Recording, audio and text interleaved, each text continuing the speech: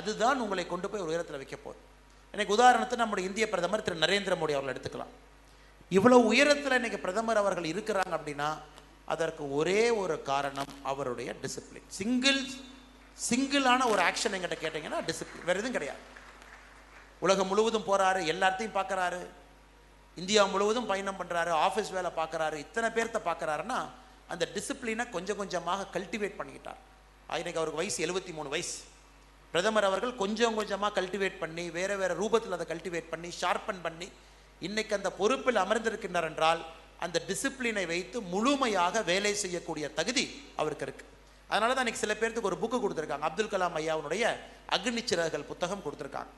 யாரெல்லாம் மேடைக்கு வந்து உங்களுடைய கேடயத்தை வாங்கிட்டு போனீங்களோ, சர்டிஃபிகேட் வாங்கினீங்களோ, அப்துல் கலாம் ஐயாவுடைய கேடயம் இருக்கும், புத்தகம் இருக்கும், Agni Siragugal, wings of fire. அது யாருக்கு கிடைக்கலையோ உங்களுக்கும் கொடுப்பதற்கு முயற்சி எடுக்கிறோம். இல்லை நீங்கள் கூட அதை வாங்கி படிக்கலாம். இந்த விங்ஸ் ஆஃப் ஃபயரை நீங்கள் முழுவதும் படிச்சிங்கன்னா அப்துல் கலாம் ஐயாவுடைய வாழ்க்கை. ராமேஸ்வரத்தில் பிறந்தாங்க.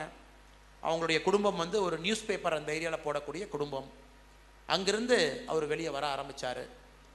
அவருடைய அக்காவுடைய நகையை வச்சு அடமானம் வச்சு அதில் வரக்கூடிய பணத்தில் தான் முதலாக சென்ட் ஜோசப் காலேஜ், MIT இங்கே படிக்க வந்தார். ஆனால் இந்த முழு புத்தகத்தையும் நீங்கள் படிச்சிங்க அப்படின்னா ஒரு விஷயம் உங்கள் கண் முன்னாடி நிற்பது அப்துல் கலாம் ஐயாவுடைய டிசிப்ளின். எல்லா பேஜ்லேயும் கண் முன்னால் உங்களுக்கு இருக்கும். அது எந்த அளவுக்கு டிசிப்ளின்னா, அவர் திருச்சி சென்ட் ஜோசப் காலேஜ் படிக்க போகிறாரு. ஹாஸ்டல் ஃபீஸ் கேட்குறாங்க, இவங்களால கட்ட முடியல.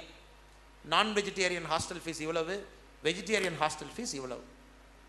உடனே அப்துல் கலாம் ஐயா சொல்கிறாங்க, வெஜிடேரியன் சாப்பிட்டோம் அப்படின்னா நமக்கு வந்து ஃபீஸ் குறைவாக இருக்கும், அப்பா அம்மாவுக்கு பிரச்சனை இல்லை, அக்காவுக்கு பிரச்சனை இல்லைன்னு சொல்லிட்டு அந்த நேரத்தில் அந்த நிமிஷத்தில் ஹாஸ்டலில் அந்த இடத்துல முடிவெடுக்கிறாரு.